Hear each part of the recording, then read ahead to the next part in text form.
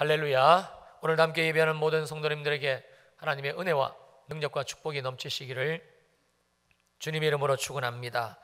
한 사람이 세상을 살아갈 때에 가장 중요한 것, 정말 인간에게 있어서, 사람에게 있어서, 우리들이지요, 가장 중요한 것은 누구를 막론하고 분명히 생명일 것입니다. 그 이유는 우리 인생에 있어서 생명보다 더 귀하고 생명보다 더 가치 있는 것은 존재하지를 않기 때문입니다. 그러므로 사람이라면 누구든지 이 본능적으로 이 생명을 유지하고 생명을 보존하기 위해서 자기의 삶의 방향을 설정하고 그리고 살아가게끔 그렇게 되어져 있습니다. 여러분, 어린 아기가 배가 고프면 그냥 자지러지게 울잖아요. 여러분, 왜 아기가 그렇게 배가 고픈데 우는지 아십니까? 다른 이유 없습니다. 살기 위해서, 그 젖을 먹어야 사니까 살기 위해서 그렇게 우는 겁니다. 배가 고프는데도 엄마가 그만 딴 데 정신이 팔려가지고 젖을 주지 않으면 그 아기는 살기 위해서 정말 목이 터져라 쉬지 않고 그렇게 울어댑니다. 바로 생명을 보존하기 위한 한 사람의 몸부림이지요. 혹시 여러분들 중에 어떤 분이 여름 휴가를 바닷가로 놀러 가셨는데 우연히 물속에서 놀다가 헤엄치고 놀다가 보석들을 발견했다고 한번 가정해 보십시다. 생각만 해도 좋으시죠? 숨을 참고 그리고 겨우 보석 서너 개를 집 올렸어요. 근데 숨이 이 턱까지 차오르는 겁니다. 그런데 설상가상으로 아주 거대한 식인상어가 눈앞에 나타났어요. 그런데 내 눈앞에는 아직까지 내가 미처 짚지 못한 수많은 보석들이 보입니다. 자, 여러분 같으면 어떻게 하시겠습니까? 지금 숨이 넘어가고 있습니다. 그런데 그럼에도 불구하고 눈앞에 보이는 그 수많은 보석 때문에 계속 물속에 계시겠습니까? 더군다나 커다란 식인상어까지 눈앞에 나타났는데 계시겠냐 말입니다. 이건 뭐 물어보나 마나지요. 바보가 아닌 다음에야 미치지 않고서야 어떻게 계속 물속에서 보석을 욕심내고 그렇게 있겠습니까? 당연히 생명을 보존하는 것이 우선일 것입니다. 왜냐하면 아무리 금이 좋고 은이 좋고 보석이 귀하고 좋아도 생명보다 더 귀하고 생명보다 더 소중하지는 않기 때문입니다. 그러므로 결론은 분명히 나왔지요. 이 땅 위의 모든 사람들, 특별히 오늘 이 예배의 자리에 나오신 모든 분들의 삶에 있어서, 우리 모두의 삶에 있어서 가장 귀하고 가장 소중한 것, 그래서 그 어떤 것과도 바꾸지 않는 것, 그것은 바로 우리의 생명입니다. 그리고 또 한 가지가 있습니다. 우리가 생명에 대해서 생각을 하게 될 때에 당연히 뒤따라오는 이 생명에 대한 의미가 있는데, 그것은 생명을 가졌으면 생명을 가진 사람답게 이 세상에서 살아가는 것입니다. 즉 생명을 가진 한 사람으로서 가치 있고 그리고 존귀하고 그리고 행복하게 살아가는 것, 여러분 그것이 바로 한 사람이 이 땅에 생명을 가진 존재로 사는 그 정확한 생명에 대한 모습입니다. 우리가 생명이 귀하고 그리고 생명이 소중하다는 것은 너무나 잘 압니다. 그러나 그렇다고 해서 식물인간으로 침대에 누워가지고 자리를 보존하고 그렇게 평생을 생명을 유지하며 살기를 원하는 사람은 아마 우리 가운데 단 한 사람도 없을 겁니다. 조금 있다가 예배가 끝난 다음에 옆에 계신 분들에게 한번 이렇게 물어보십시오. 집사님, 혹시 날마다 좌절하며 한숨을 쉬는 인생, 그래도 그게 죽는 것보다는 나으니까 그렇게 살고 싶지는 않으십니까? 아니면 권사님, 하는 것마다 실패하는 그런 비참한 인생은 어떠세요? 그래도 그렇게 사는 게 죽는 것보다는 낫잖아요. 아니면 다른 분들에게, 성도님, 다른 사람들에게는 인정도 받지 못하고 오히려 비난받고 그렇게 업신여김을 받으며 사는 인생 살고 싶지 않으십니까? 그래도 죽는 것보다, 죽음보다는 낫지 않을까요? 여러분들은 어떻게 생각하십니까? 아마 한 사람도 이렇게 살고 싶다고 말하는 사람은 우리 가운데 없을 겁니다. 정상적인 사람이라면 누구나 이런 인생은 결탄코 살고 싶지가 않습니다. 왜냐하면 이런 사람은 겉모양은 살아있는 것 같지만, 생명이 있는 것 같지만, 그러나 그 삶의 실상 내용은 죽은 것과 다름없는, 어쩌면 더 비참한 그런 인생이기 때문에 그렇습니다. 그러므로 저와 여러분들에게 있어서의 이 생명에 대한 정의는, 하나님이 주신 이 생명에 대한 정확한 의미는요, 오늘도 살아 숨쉬는 것은 말할 것도 없거니와 이 땅, 우리가 살아가는 이 대한민국을 살아가는 한 사람으로서 가장 가치 있고 또한 존귀한 생명으로, 아름다운 생명으로 사람답게 사는 것, 그것이 매 틀림이 없는 것이겠지요. 그리고 이 생명은 세상 그 어떤 것과도 바꿀 수 없는 저와 여러분들의 삶, 나의 삶에 있어서 가장 소중한 보물일 것입니다.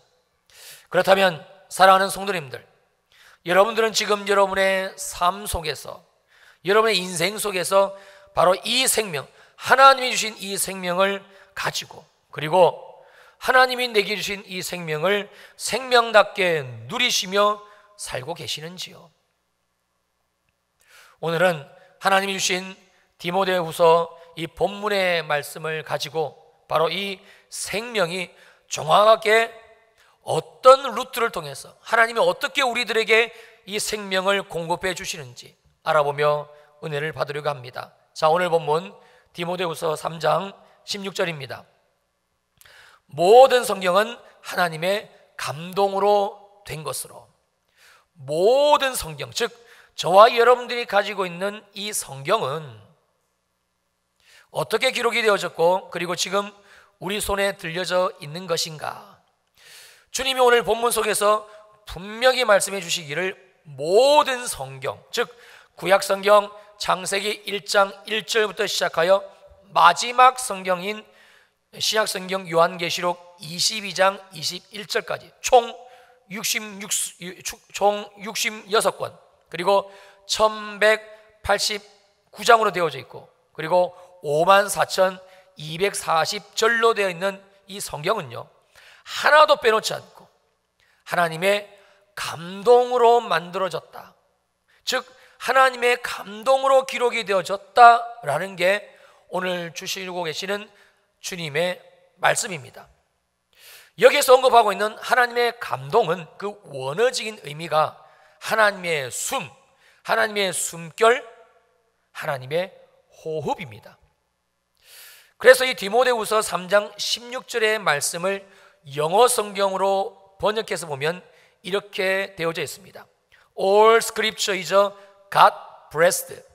All scripture, 즉 all Bible, 모든 성경은 is God breathed. 전능하신 창조주 하나님이 직접 불어 넣어주신 생명의 호흡으로 만들어졌다. 이게 성경이라는 거예요.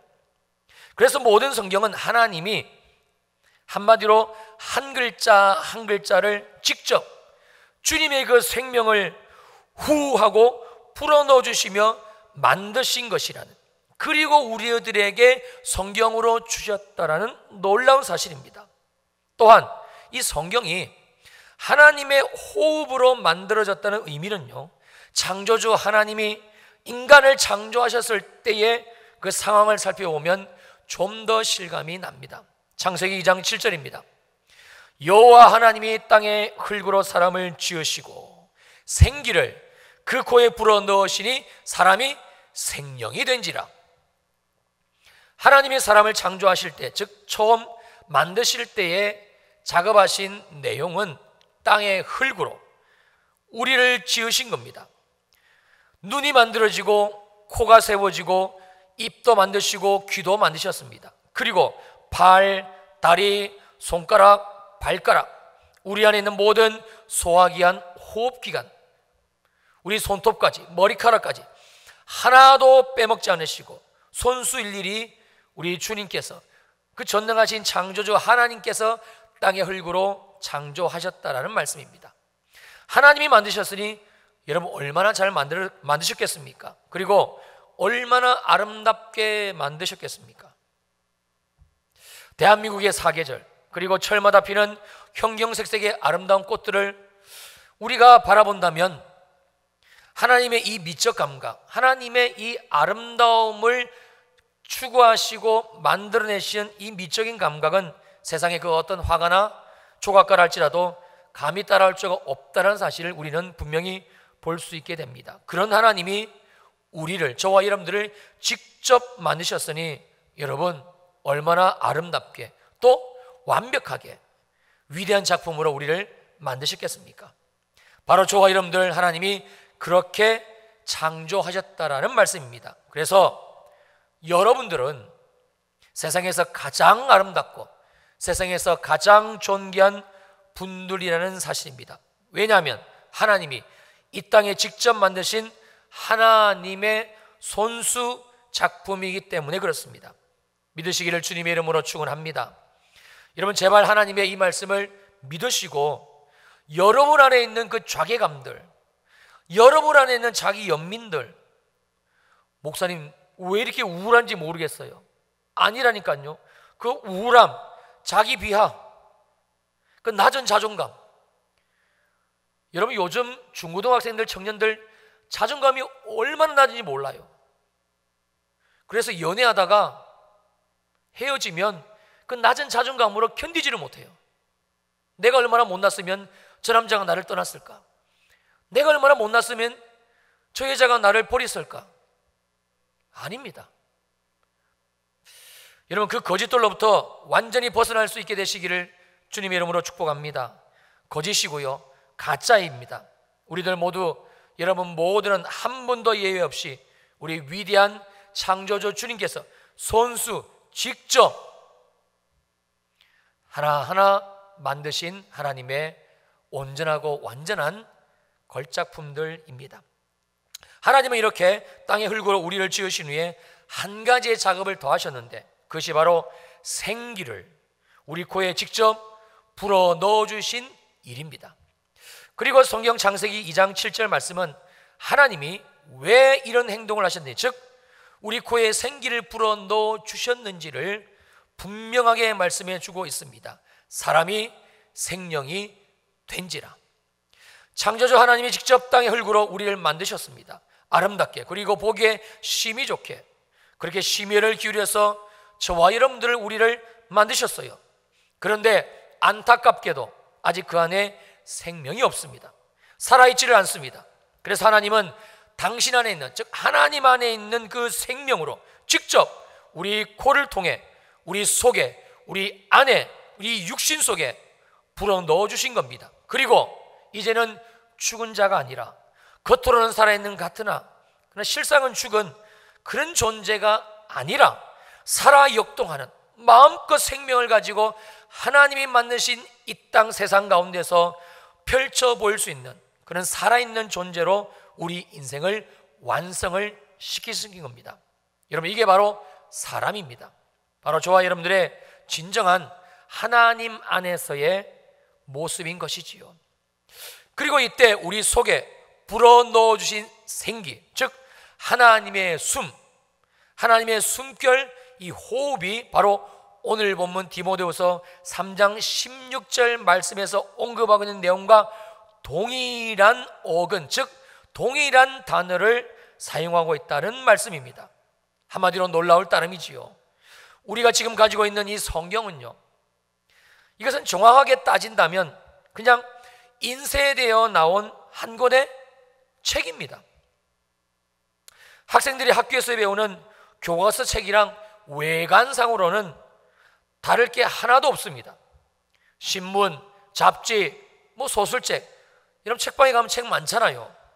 그런 책이랑 이 성경책이랑 외형적으로는 다른 점이 하나도 없다라는 말씀입니다.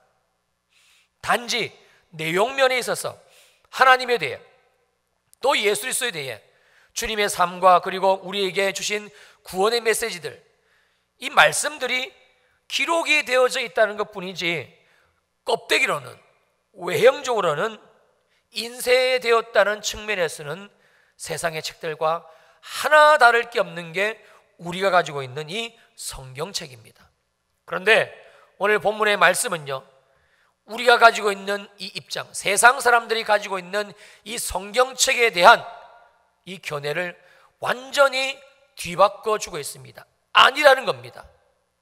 하나님이 우리 계신 이 성경책 66권은 겉모양으로는 다른 책하고 똑같이 한글로 인쇄되어 있다는 것, 내용면에서 좀 다른 것이라는 것, 이것이 세상 사람들이 가지고 있는 성경의 입장, 어쩌면 예수를 믿고 구원을 받은 우리들에게 있어서조차도 별 그렇게 틀리게 반응하지 않는 이 성경에 대한 우리의 입장일진데, 그런데 주님은 아니다라고 너무나 확실하게 알려주고 있으니 다시 16절 말씀을 보시겠습니다.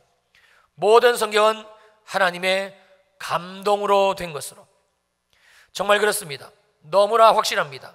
사랑하는 성도님들, 모든 성경은요, 단 한 권의 예외 없이 처음부터 끝까지 오직 하나님이 직접 불어넣으신 이 생명의 호흡으로 만들어졌다는 말씀입니다.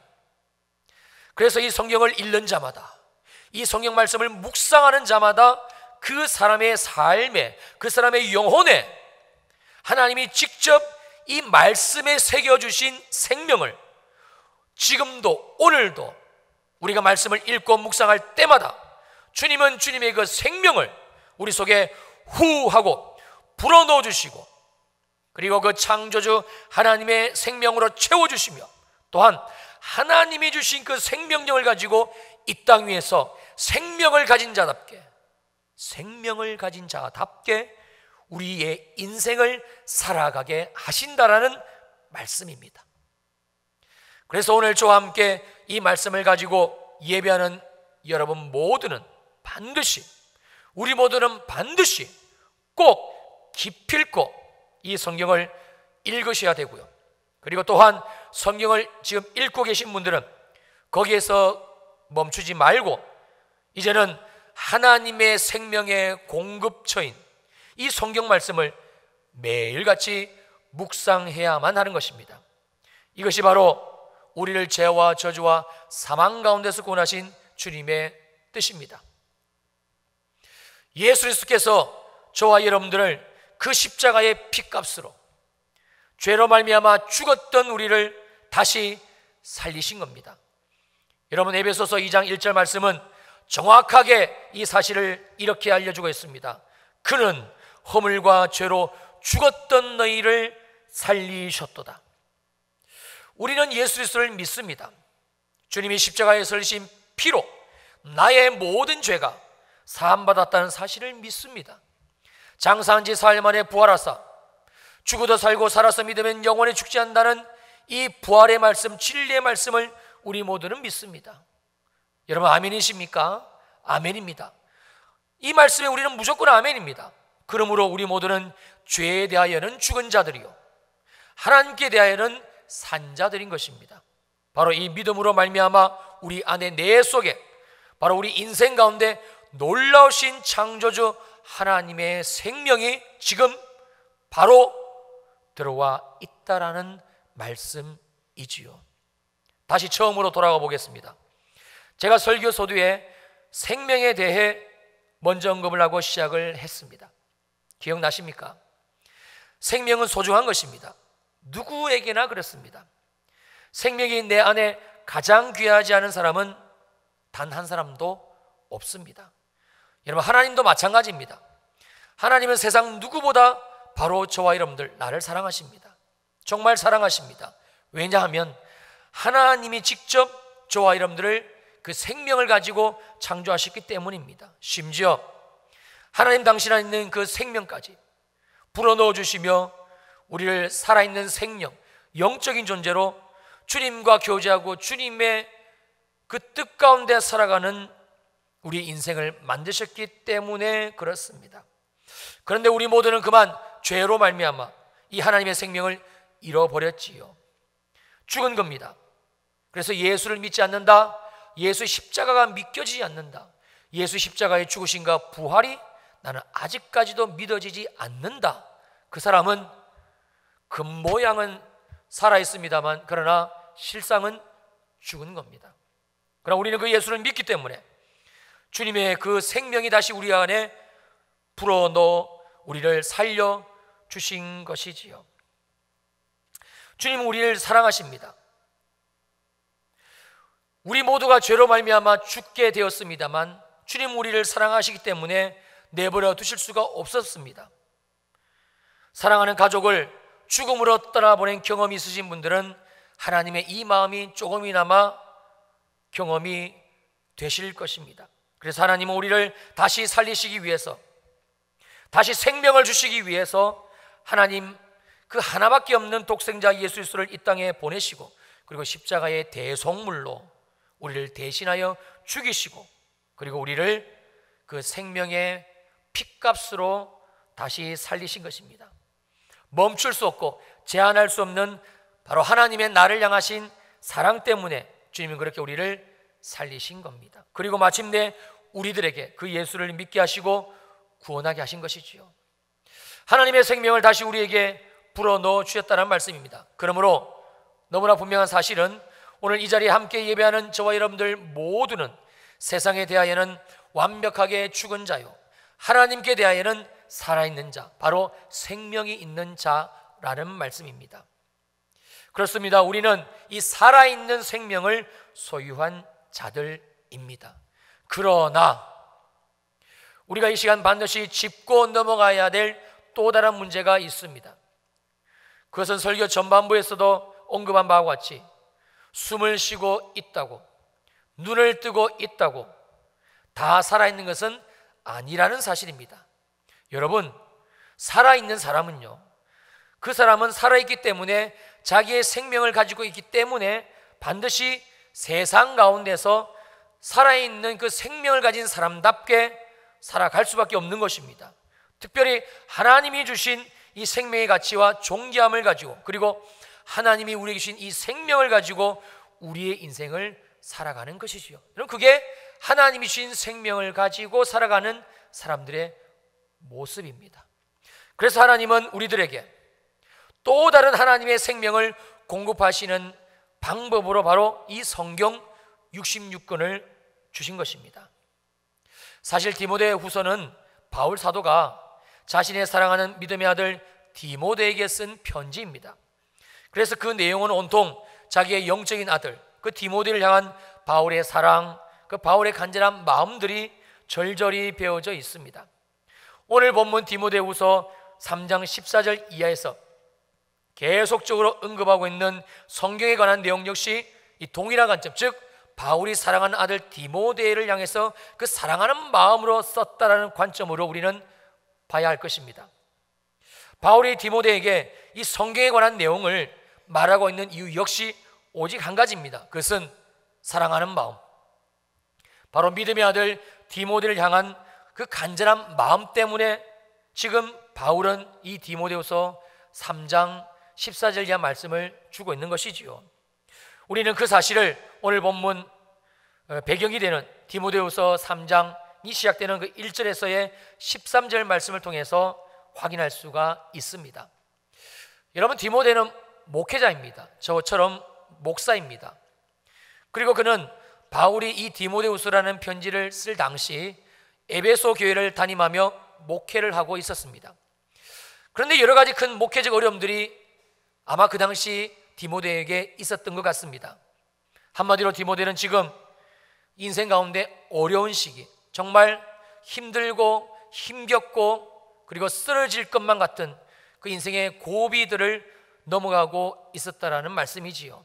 여러분, 그 내용이 디모데후서 3장 1절에서 7절까지에서는 그 당시 디모데가 겪을 수밖에 없었던 그 시대적인 상황, 암울한 상황, 그런 내용에 대해서 말씀해 주고 있고요. 그리고 두 번째, 디모데후서 3장 8절로 13절, 14절 말씀이 시작되는 그 전절까지의 말씀에서는 디모데가 부딪히고 있었던 에베소 교회 내의 그 문제들에 대해서 다루고 있습니다. 한마디로 양사방이 어려운 문제들로 완전히 막혀버린, 그래서 정말 힘들고 어려운 시기를 지금 디모데는 보내고 있는 것입니다. 그리고 사랑하는 영적 아들 디모데가 겪고 있는 이 어려운 상황들을 바울이 전해듣게 두고요, 이 전해들은 바울은 가만히 있을 수가 없겠지요. 당연히 펜을 들어 사랑하는 자기의 아들, 영적 아들 디모데를 위로하며 또한 어려운 그 상황을 잘 헤쳐나갈 수 있도록 격려하기 위해서 편지를 쓰고 있는 것입니다. 그리고 14절로 넘어와 바울은 디모데에게 가장 중요한 한 가지 사실을 주지시켜주고 있는데 바로 디모데후서 3장 14절의 말씀입니다. 그러나 너는 배우고 확신한 일에 거하라. 그러나 무슨 의미겠습니까? 내가 정말 사랑하는 아들 디모데야, 아무리 지금 세상이 말세라 말할 수 없는 고통이 지금 내게 있겠지만, 그러나 너는 지금까지 내가 배우고 확신한 일, 여러분 이게 무엇이겠어요? 바로 성경입니다. 좀 더 정확하게 말씀드린다면 지금까지 디모데가 읽었던 성경, 지금까지 디모데가 묵상했던 하나님의 말씀입니다. 바로 지금까지 디모데가 읽었던 성경, 그리고 날마다 묵상하며 은혜를 받았던 바로 그 하나님의 말씀 속에, 즉 성경 속에 거하라는 말씀입니다. 8절에서 바울이 모세를 대적했던 얀네와 얌브레를 언급하고 있는 걸로 봐서 아마 그 당시 디모데가 심우했던 에베소 교회 내에 담임 목사인 디모데를 대적했던 악한 자들, 즉 얀네와 얌브레와 같은 자들이 있었던 것으로 추정이 됩니다. 가진 핍박과 생명의 미움을 무릅쓰고 전도를 했고요, 그리고 천신만고 그때 그 에베소에 교회를 세우게 됩니다. 밤잠을 줄여가며 하나님 앞에 기도하고 날마다 말씀을 묵상하고 읽고 그리고 연구하며 성도들을 양육했습니다. 그런데 그러한 목회자 디모데에게 돌아온 것은 위로도 아니고 칭찬도 아니고 그런 자기 자신을 대적하며 등에 칼을 꽂았던, 그리고 돌아섰던 얀네와 얌브레 같은 자들이었습니다. 여러분, 디모데가 얼마나 기가 막혔을까요? 사랑으로 베풀었더니, 정말 주님의 사랑으로 그들을 섬겼더니 돌아온 결과가 배신이라니요. 어떻게 디모데가 지금 이 어려운 상황들을 헤쳐나갈 수가 있겠습니까? 바로 이 소식을 들은 바울이 주님 앞에 눈물로 기도하며 사랑하는 자기의 아들, 환난 앞에 쓰러져 있고 세상의 어려움 앞에 힘들어하며 어려운 목회 현장 가운데 정말 피눈물을 쏟고 있는 그 사랑하는 자기의 영적인 아들 디모데에게 바울이 지금 편지를 써내려가고 있는 겁니다. 그리고는 말할 수 없는 성령의 감동으로 이 바울이 확신에 차 지금 디모데에게 이렇게 말하고 있는 거지요. 그러나 디모데야, 너의 삶이 어렵고 힘들고 눈물나고 네가 정말 주님 앞에 헌신하며 교회를 섬겼지만 너의 목회 현장 가운데 얀네와 얌브레와 같은 그런 대적들이 있다 할지라도, 그러나 디모데야, 너는 내가 배우고 확신한 일, 바로 너가 지금까지 읽었고 묵상했던 하나님의 말씀 속에 거하라. 바로 이 말씀을 주고 있는 겁니다. 하나님의 말씀, 즉 성경으로 환난을 바라보고 어려움을 바라보고 세상을 바라보고 있는 이 디모데의 눈을 지금 바울은 성경 속으로 다시 돌리고 있다라는 말씀입니다. 그렇다면 바울이 왜 이렇게 디모데에게 말했을까요?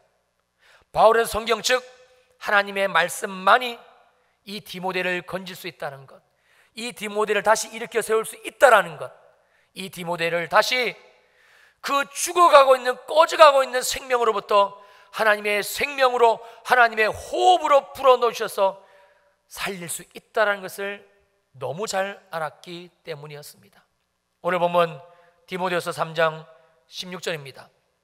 모든 성경은 하나님의 감동으로 된 것으로, 성경, 즉 하나님의 말씀은 바로 하나님의 감동, 하나님의 말씀, 즉 하나님의 성경은 하나님의 생명으로 되어 있기 때문입니다.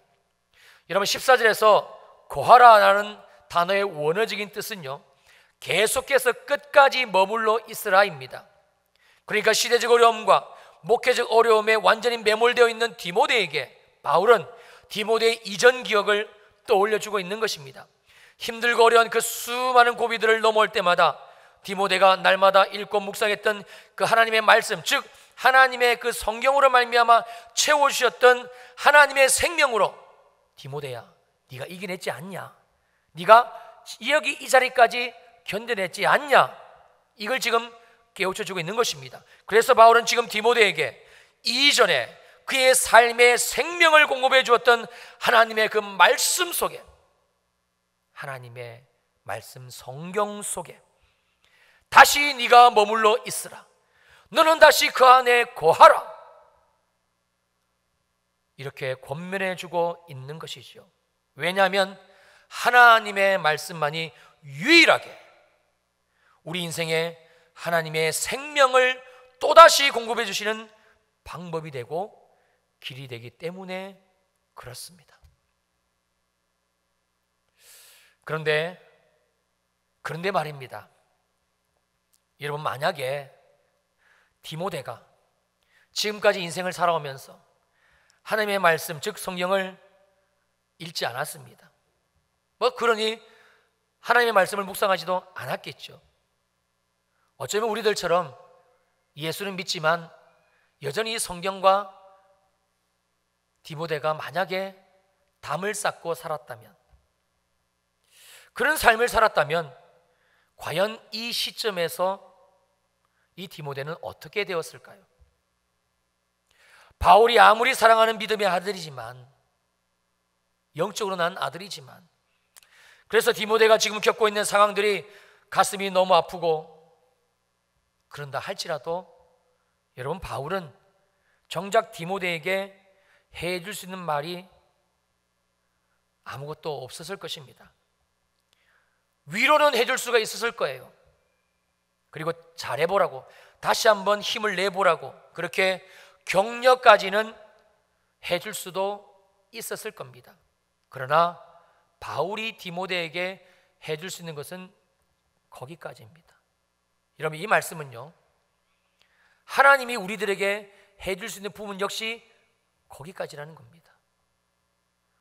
우리 인생이 힘들고 어려울 때에 하나님의 도움이 필요하잖아요. 하나님의 긍휼이 필요하잖아요. 여러분, 주님이 얼마나 우리를 사랑하시는지 아세요? 당신의 아들 예수를 죽이시기까지 사랑하신 것이 주님이십니다. 여러분의 자녀가 힘들고 어렵고 피눈물을 쏟고 있는데 가만히 계실 여러분들, 부모님들 계세요? 아닙니다. 없습니다.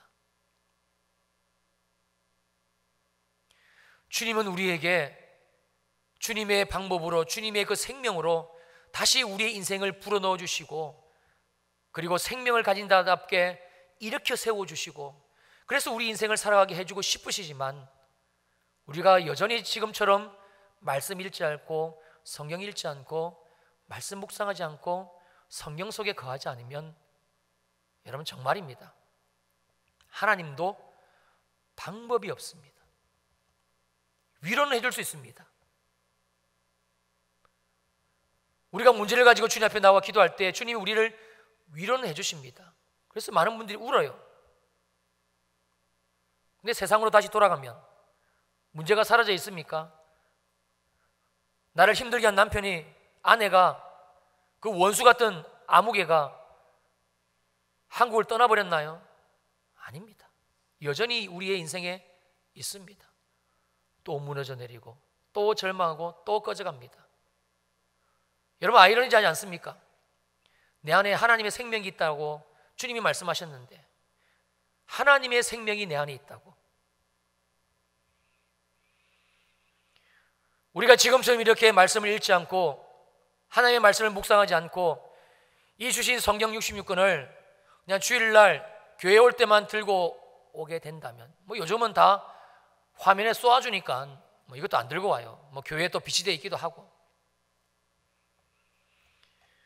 우리가 여전히 이렇게 말씀과 무관한 삶을 산다면 더 이상 주님은 우리의 문제를, 우리의 삶을 어떻게 해결해 줄 수 있는 방법을 제시하지를 못합니다.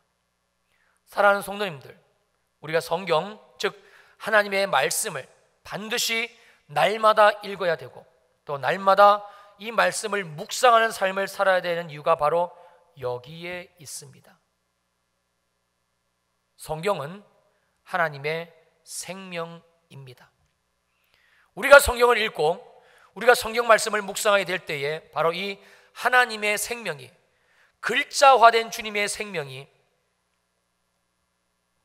우리의 삶에, 우리의 영혼에, 우리의 이 생각 속에, 우리의 이 마음 속에, 주님이 처음 우리를 만드시고 땅의 흙으로 우리를 빚으시고 그러나 생명이 없음을 아시기에 주님이 주신 그 생명으로 우리 코에다가 불어넣어 주셨던 것처럼 오늘도 이 세상에서 생명을 잃어버리고 살아가는 우리들에게 주님이 이 말씀 생명, 이 성경 생명으로, 이 성경 말씀의 생명으로 우리를 그때그때마다 불어넣어 주신다라는 말씀입니다.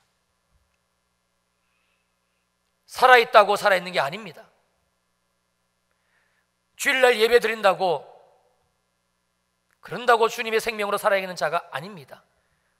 정말 내 안에 주님의 생명이 있다면 우리의 가치가 바뀌고 기준이 바뀌고 우리 안에 있는 두려움, 우울, 불안감, 자기 연민, 피해의식, 낮은 자존감, 이 죄로 말미암은 모든 것들은 하나님의 생명 앞에 떠나갈 수밖에 없습니다.